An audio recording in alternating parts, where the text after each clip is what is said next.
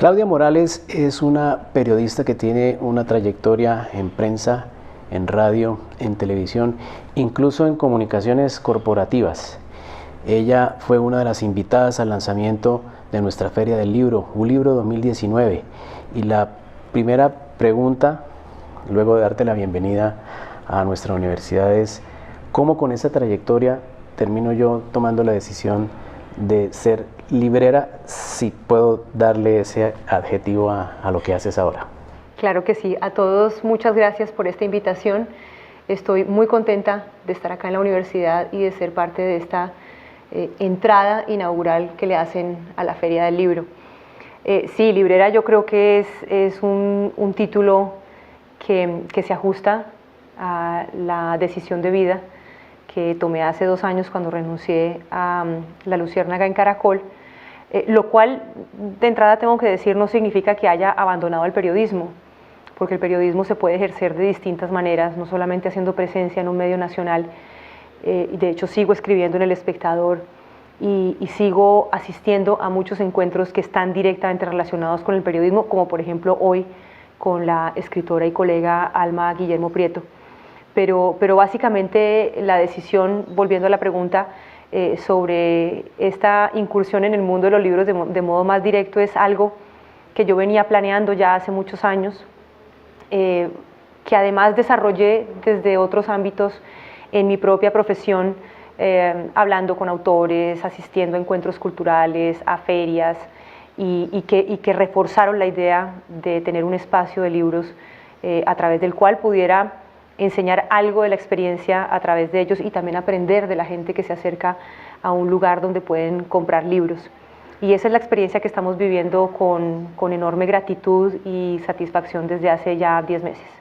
En ese nuevo oficio, y que se convierte, digamos, que en su proyecto de vida, que incluso es mutuo porque es con su esposo, digamos que ha sido lo más complejo en términos de un país que poco lee. Los indicadores, si bien en la última encuesta dice que ya leemos más de un libro por lo menos, o 2 quizás, pero ¿qué ha sido lo más complejo de convencer a la gente de que, oiga, compre un libro porque vale la pena?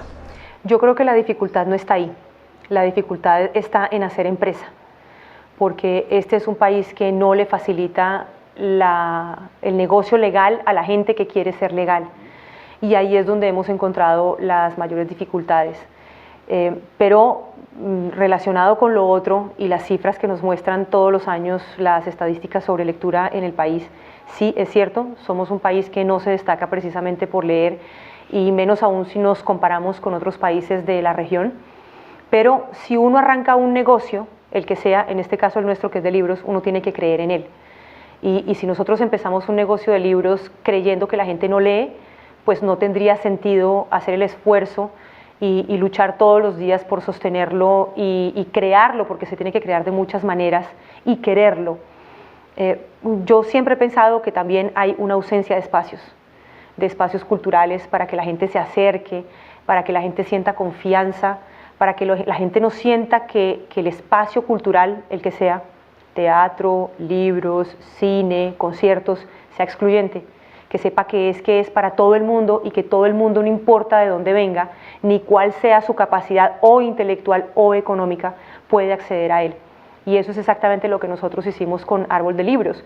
No quiere decir que no necesitemos que la gente compre libros, claro, porque si no, no podríamos sobrevivir, pero también lo que hacemos es intentar decirle todos los días a la gente: venga y acérquese, aprenda, entienda que es posible tener un libro de bajo costo, de gran calidad, o si tiene como, de gran costo para los coleccionistas y demás.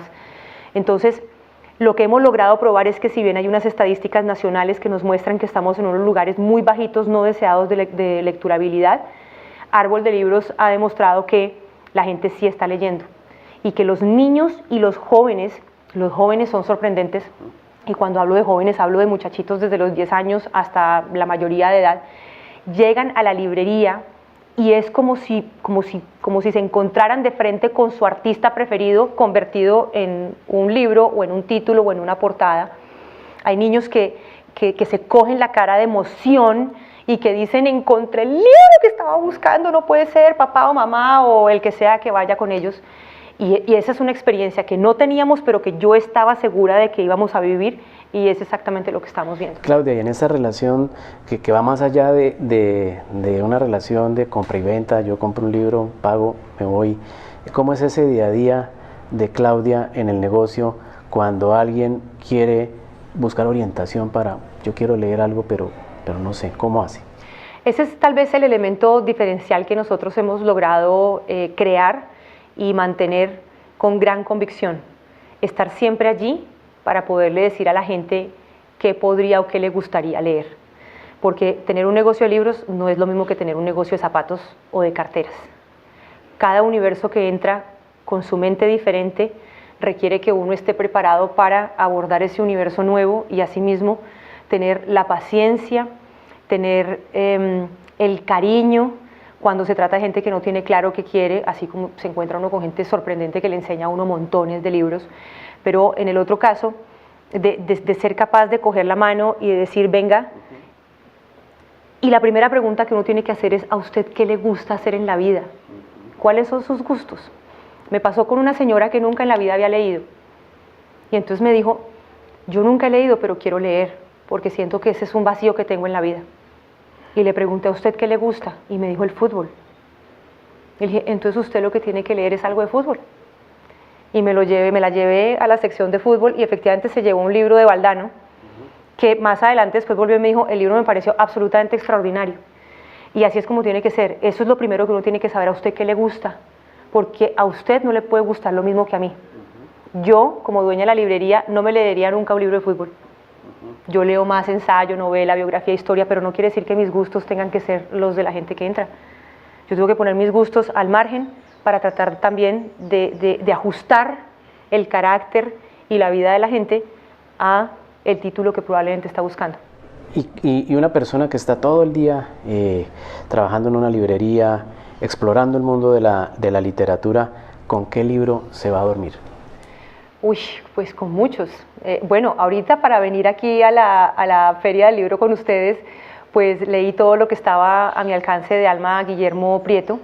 Leí La Habana en un espejo y leí Desde el país del nunca jamás, que son los dos libros más recientes de ella, dos de formatos completamente diferentes.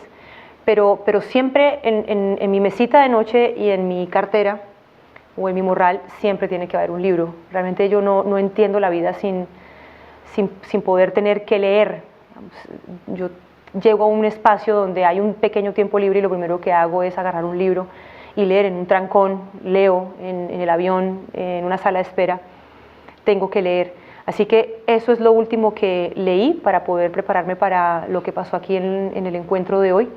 Pero generalmente intento leer novela, y la razón de eso es que primero me encanta la narrativa de la novela y segundo porque es lo que en las noches me saca de la realidad que el día a día como periodistas tenemos que enfrentar.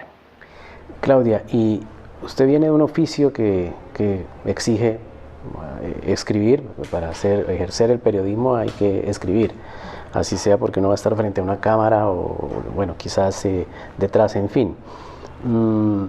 ¿Ha pensado en que evolucione para también empezar a hacer sus libros que digo yo, vayan más allá de la reportería, incursionar en la novela, la ficción, algo que tenga que ver con...? Sí, y de hecho tengo un contrato con una editorial para un proyecto que yo misma he retrasado, justamente porque el montaje de la librería y los viajes que debo hacer permanentemente por razones de trabajo, pues no me han dejado el espacio para poderme concentrar en él. No creo que me anime a la ficción, si bien es lo que más leo desde la novela, no es lo que creo que yo esté preparada para escribir, pero sí hay un libro que viene de pronto el otro año de unos asuntos de la realidad colombiana que pueden ser interesantes. Bueno, y sobre ese asunto de la realidad colombiana, hace el domingo vi una entrevista que le hicieron a Juan Gosaín, maestro del periodismo en uso del Buen Retiro, y hacía unas críticas a los medios de comunicación y al periodismo. Una de esas críticas era: los medios ahora forman parte de la fiesta, forman parte del carnaval haciendo esa configuración de Colombia. Y la otra es, me invitan seguido a facultades de comunicación social y encuentro que les dan clases de todo menos de ética. ¿Qué piensa usted al respecto? Bueno, en esto creo que hay que hacer una diferencia en la que cuando me preguntan por esto intento reiterar y hasta el cansancio. Primero, una cosa son los medios y otra cosa son los periodistas. Y es muy importante, aunque parezca obvio, a veces se mete en el mismo paquete todo y creo que ahí hay una suerte de injusticia. El medio es la empresa que a muchos nos ha representado y como empresas, evidentemente, tienen unos intereses. Intereses que a quienes tenemos una formación, valga la redundancia, una formación muy formal del periodismo, nos choca. Y tenemos enormes resistencias y expresamos enormes resistencias frente a la figura del medio como empresa que en muchos sentidos sacrifica eso para lo cual fuimos preparados.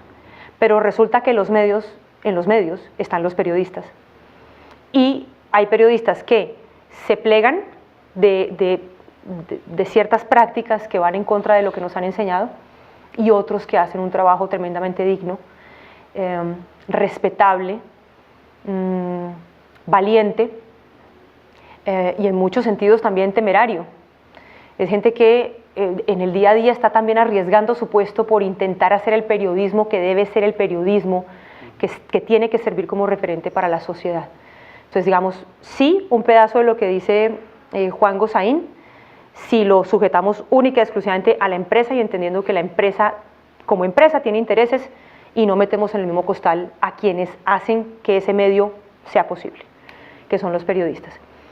Y lo otro, lo de la ética, también tiene razón, pero además tiene razón no solamente desde la preparación de los estudiantes en la universidad, sino desde el colegio. En el colegio se han olvidado en las cátedras, en la formación, de muchas cosas que para nosotros, siendo chiquitos, fue muy importante y creo que en una buena medida contribuyó a lo que somos hoy. Aquí se ha eliminado eso tan importante como la ética, tanto del colegio como de la universidad, y no solamente la universidad que trae y que forma periodistas y comunicadores, sino en otras áreas del conocimiento. Ahora, una clase no le cambia la perspectiva y la vida y la decisión de vida que quiera tomar cualquier profesional. Al final creo que está en el carácter de cada cual adoptar una vida con principios éticos o no, pero nunca está de más y nunca va a sobrar que la academia la tenga en cuenta.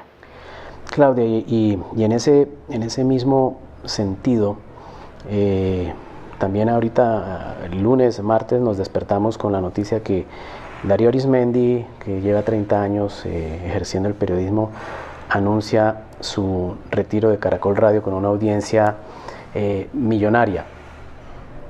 ¿Cuál sería ese legado que deja un periodista de la talla de Darío Arizmendi para esas nuevas generaciones?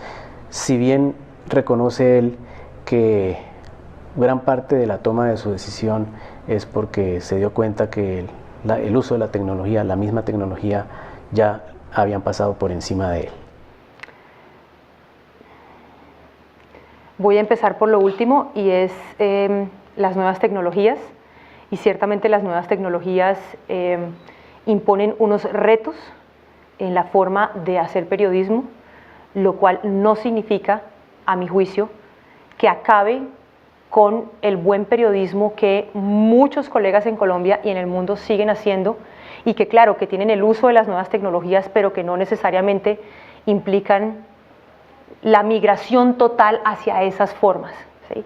Bueno, aquí sin ir más lejos estábamos con Alma Guillermo Prieto, que escribe en los medios tradicionales, que tiene sus textos, sus libros y demás, y que muy poco ha hecho uso de esas tecnologías y que sigue siendo un referente muy importante. Yo pienso que si una persona se ha formado dentro de los principios que son característicos del buen periodismo, no importa qué tantas nuevas tecnologías lleguen, su presencia y su carácter siempre se va a hacer valer y siempre va a ser notable y repito, siempre logrará ser un gran referente para las generaciones nuevas y para quienes estamos a la par con estos personajes. Sobre el retiro de Darío, ¿qué deja? Yo creo que deja una lección sobre qué significa ser buen periodista. Porque yo creo que a Darío se le puede hacer una mirada de muchas cosas, pero no la del buen periodismo. En ese sentido, Claudia, y volviendo un poco al tema del uso de las tecnologías, usted es animadora, digamos que en redes sociales, de discusiones que se plantean sobre esos hechos o acontecimientos de lo que nos pasa en Colombia. ¿Cómo ha hecho para, digamos que articular ese tipo de discusiones, sabiendo también que en las redes sociales uno encuentra de todo, bueno y malo? Sí, digamos, lo único que uno tiene que saber es que la red social no puede ser el medio que domine la vida de uno.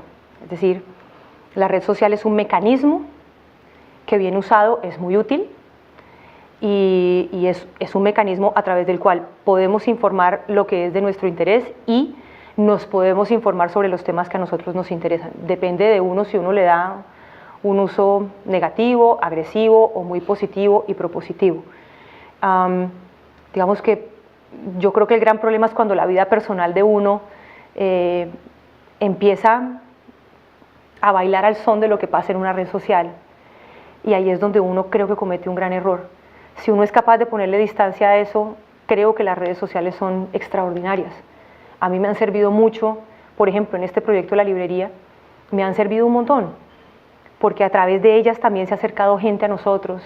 El hecho de poner reseñas todas las semanas, de hacer recomendaciones, de llevar a la gente como por un camino de acercamiento a la literatura, es algo que siempre va a traer cosas muy buenas. En la medida en que pasa el tiempo me enfrasco menos en grandes peleas políticas porque me parece que no tienen ningún sentido y depende de uno, vuelvo a lo mismo, saber filtrar qué es lo que es importante y qué es lo que no. Para mí, digamos, es decir, la red social es de todas maneras el reflejo de lo que somos como sociedad, simplemente que allí se expone de forma más abierta, a veces anónima, pero pues es el alma de la gente ahí metida, ¿no? Y uno mira a ver a qué le hace juego y a qué no. Y en ese mundo también, Claudia, le voy a hacer una pregunta con todo el respeto que me merece, porque sé que es un tema muy personal. Hace unos meses o quizás un año, usted hizo una denuncia. Usted dijo, yo fui víctima también de un caso de abuso sexual. Ha pasado todo este tiempo, digamos, yo te preguntaría eso, ¿para qué sirvió? ¿Qué le aportó? Esa columna que escribí en El Espectador pretendía llamar la atención sobre un caso que además seguimos viviendo y hay que decir con mucha vergüenza sobre la forma como los medios de comunicación abordan el problema del abuso sexual. Creo que nosotros tenemos como medios un asunto pendiente, tanto por debatir como por informar bien estos casos que se ven todos los días en todo el país. Y el caso que yo tomé esencialmente es el que estaba ocurriendo en ese momento con la pareja de un bloguero que trabaja al servicio de la derecha más radical de este país y que había sido golpeada y había sido maltratada. En ese caso era violencia intrafamiliar, si mal no recuerdo era el caso que estaba en la fiscalía, porque cuando ocurrió ese hecho, lo que terminó pasando con la galería, que siempre quiere como más sangre y como los gladiadores en la época de la antigua Roma, que entre más se maten y más salpiquen cosas, mejor, pero el fondo de los temas nunca se discute.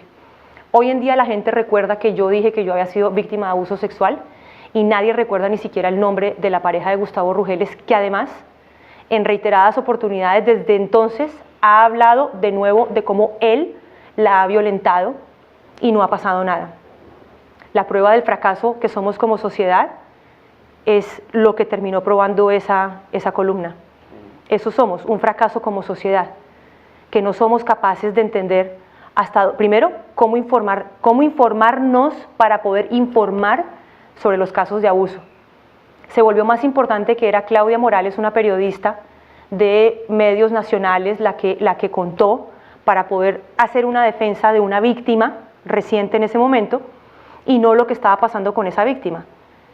Y la prueba de que esa víctima sigue siendo víctima y nosotros como sociedad un fracaso es que volvió a denunciar y a la gente volvió a olvidársele. Si usted le pregunta a cualquier persona cómo se llama la pareja de Gustavo Rugeles, no le van a poder decir el nombre. Yo les puedo decir que se llama Marcela González. Entonces, eso fue lo que terminó probando esa columna.